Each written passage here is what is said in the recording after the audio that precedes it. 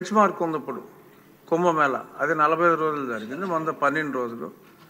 అంతకంటే బాగా చేశారు అని పేరు రావాలంటే ఏం చేయాలో ఆలోచిస్తే చక్కగా ఉంటుంది. క్వశ్చన్ నెంబర్ 636 అడిగిన సభ్యులు లేరు అనిత గారు, అంచేత సమాధానం చెప్పేస్తారా? ధన్యవాదాలు అధ్యక్ష. అధ్యక్ష, గౌరవ సభ్యులు రాష్ట్రంలో బాలులు మరియు మహిళలపై దాడులు మరియు అత్యాచారాలు పెరుగుతున్నాయన్న విషయం వాస్తవమని అడిగారు అధ్యక్ష. కాదు అధ్యక్ష, అది తప్పు అధ్యక్ష. ముఖ్యంగా వాళ్ళకి సంబంధించిన రెండో ప్రశ్న ఉత్పన్నం కాదు అధ్యక్ష. మూడో ప్రశ్నకి సమాధానం ఇప్పుడు 2023 జూన్ నుంచి 2024 జనవరి వరకు 18,114 కేసులు నమోదైతే 2024 జూన్ నుండి 2025 జనవరి వరకు 16,809 కేసులు నమోదైనాయి అధ్యక్ష. ఓవరాల్గా చూసుకుంటే లాస్ట్ కంపారిజన్ చూసుకుంటే అధ్యక్ష సుమారుగా 7.2% క్రైమ్ రేటు తగ్గింది అధ్యక్ష.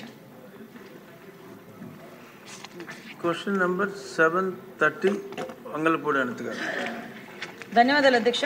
సభ్యులు అడిగిన క్వశ్చన్ ప్రకారం అధ్యక్ష, గంజాయి సాగు గత సంవత్సరాల్లో సుమారుగా 11,000 ఎకరాల నుంచి ప్రస్తుతం సాగు దగ్గర మనం చూసుకుంటే 100 ఎకరాల కన్నా తక్కువగా ఈరోజు గంజాయి సాగు ఉండడం చెప్పడం అనేది నిజంగా మనం గర్వపడే విషయం అధ్యక్ష. ఎందుకంటే సుమారుగా 11,000 ఎకరాల నుంచి ఈరోజు 100 ఎకరాల కన్నా తక్కువగా గంజాయి సాగు ఉండే పరిస్థితి ఉంది. దాన్ని కూడా నిర్వీర్యం చేయడానికి ఇప్పుడు ఈగల్ టీం ఏదైతే ఉందో గౌరవ చంద్రబాబు నాయుడు గారు మన సీఎం గారు ఏర్పాటు చేసిన ఈగల్ టీం కూడా దాని మీద కృషి చేస్తుంది అధ్యక్ష. మాదక ద్రవ్యాల మీద కఠినమైన నిబంధనలు అమలు చేయడం వల్ల అధ్యక్ష అరెస్టుల సంఖ్య కూడా చాలా పెరిగింది అధ్యక్ష.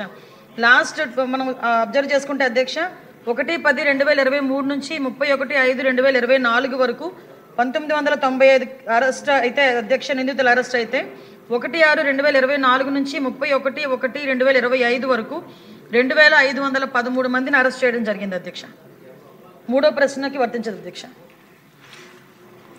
శ్రీమతి గల్లా మాధవ్ గారు. ధన్యవాదాలు అధ్యక్ష. కూటమి ప్రభుత్వం ఏర్పడినప్పటి నుండి ఈ గంజాయి డ్రగ్స్ యొక్క రాకపోకలపై ఉక్కుపాదం మోపాలనే దృఢ సంకల్పంతో చర్యలు చేపడుతున్నారు అధ్యక్ష.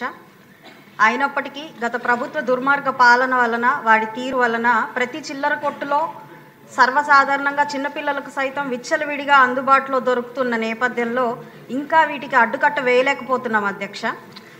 రాష్ట్రంలో ఉద్యోగ కల్పన, ఉపాధి కల్పన యువతకు ఎలా ఇవ్వాలి అని తపన పడుతున్న కూటమి ప్రభుత్వం ఉన్నప్పుడు కానీ ప్రశ్నించే గొంతుగా, దేశ శక్తిగా ఉండాల్సిన యువతని అన్ని విధాలా నిర్వీర్యం చేసి ఈరోజు ప్రతి నియోజకవర్గానికి ఒక రీహాబిలిటేషన్ సెంటరు, అడిక్షన్ సెంటర్స్ అత్యవసరంగా ఏర్పాటు చేసుకోవాల్సిన దుస్థితిని ఈ రాష్ట్రానికి తీసుకొచ్చారు అధ్యక్ష గత పాలకులు.